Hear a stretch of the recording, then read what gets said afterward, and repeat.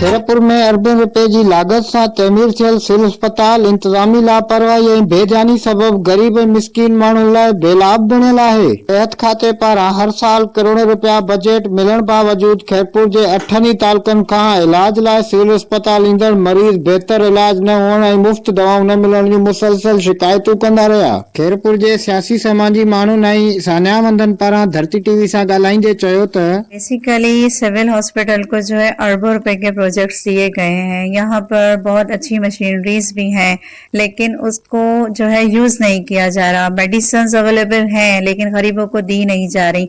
एक मामूली टेस्ट होता है, उसके लिए भी प्राइवेट जो है वो हॉस्पिटल्स में भेजना पड़ता है, लेबोरेटरीज में भेजना पड़ता है मरीजों को कि आप वहां पर जाएं और वहां से टेस्ट करवा कर आए। एक टेबलेट के लिए गरीब मरीज जो है उसके साथ जो लोग आते हैं उसको लेकर इस आसरे पर कि हम गरीब हैं और सिविल अस्पताल जो है एक मुफ्त अस्पताल है जहां से हमारे बच्चों का, हमारे बड़ों का, हमारे बूढ़ों का इलाज होगा, लेकिन वो भी वहां पर जो है उसकी कीमत अदा करते हैं। सिविल हॉस्पिटल का जो निजाम है वो बहुत ज्यादा खराब है। इस पर तो जो है बात करने का दिल ही नहीं करता कि इस तरह का यहाँ का सिस्टम किया गया है कि सिविल हॉस्पिटल में जाते हुए शर्म आती है। जिस तरह से वो खूबसूरत बाहर से नजर आता है, जिस तरह से वहां पर एमएस की तारीफें की जाती हैं कि बहुत अच्छे एमएस वहां पर रखे गए हैं, सिविल हॉस्पिटल का निजाम बहुत अच्छा हो गया है, सिविल हॉस्पिटल को अरबों खरबों रुपए दिए गए हैं, लेकिन वो गरीब लोगों के लिए नहीं है, सिर्फ और सिर्फ सियासी हाउसेस के लिए है और जो भी यानी कि सोर्सेबल पर्सन हैं उनके लिए है। गरीब का तो कोई है ही नहीं। सिविल हॉस्पिटल का आप निजाम जाके देख लें, आप खुद अपने किसी रिश्तेदारों को वहां पर भेज दें, उनसे वहां पर पेमेंट चार्ज की जाएगी। एक फाइल बनाने के लिए भी 15 रुपए उनसे मांगे जाते हैं कि आप हमें प्रोवाइड करें तो आपकी फाइल बने। इलाज में डॉक्टरनि जी लापरवाही सबब केतिराई मरीज पंहिंजूं जानियूं विञाए वेठा आहिनि। गुज़िरियल ॾींहुं जेको इमरान खोखर जो वाक़ियो थियो, ऐं साईं काइम अली शाह साहब या ॿियनि सियासतदाननि जी कोशिशुनि सां इहे हॉस्पिटल सुठी लेवल ते ठहियूं आहिनि, पर इन्हनि ख़ाली बिल्डिंगनि खे इंसान छा कंदो जिते तव्हांजा पूरा डॉक्टर्स न आहिनि, जिते तव्हां मेडिसिन सप्लाई नथा कयो। अफ़सोस जहिड़ी ॻाल्हि इहा आहे त MRI ऐं CT स्कैन न आहे, जंहिं एक्सरे डिपार्टमेंट में जनरेटर जी पॉइंट न आहे त ख़ुदा न ख़ास्ता का इमरजेंसी थिए, एॾो वॾो ज़िलो आहे ऐं रोड लॻे थो पियो त उते को हादसो थी वञे, का मिसहैप थिए त तव्हां कीअं हैंडल कंदो। एॾी वॾी ज़िले जी वॾी हॉस्पिटल आहे, तालके जा माण्हू अचनि था ऐं माण्हू एॾो दरपदर थियनि था, पैसनि ते MRI कराइनि था, CT स्कैन कराइनि था, मेडिसिन न मिलण जे करे उन ॾींहुं इमरान खोखर वीचारो उनखे हिकिड़ी इंजेक्शन न मिली सघी, ग़रीब माण्हू परचेज न पियो करे सघे।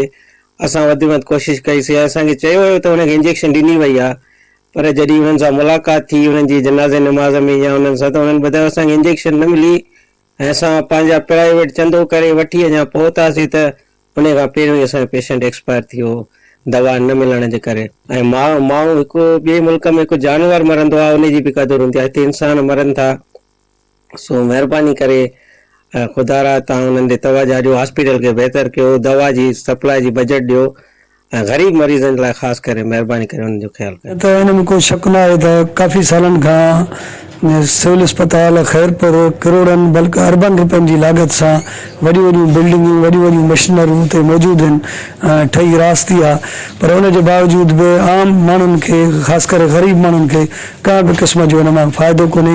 न उन्हनि खे सही तरीक़े सां दवाऊं मिली रहियूं आहिनि, न अस्पताल जे अंदरि कॾहिं मरीज़नि खे बेड था मिलनि, उहे उन रिलियूं छाहे ऐं पट ते सुम्ही पंहिंजो इलाजु था कराइनि। उनजो ज़िंदा मिसाल इहो आहे, ताज़ो मिसाल इहो आहे त हिकु नौजवान ताज़ो इंजेक्शन न मिलण जे करे फोत थी वियो।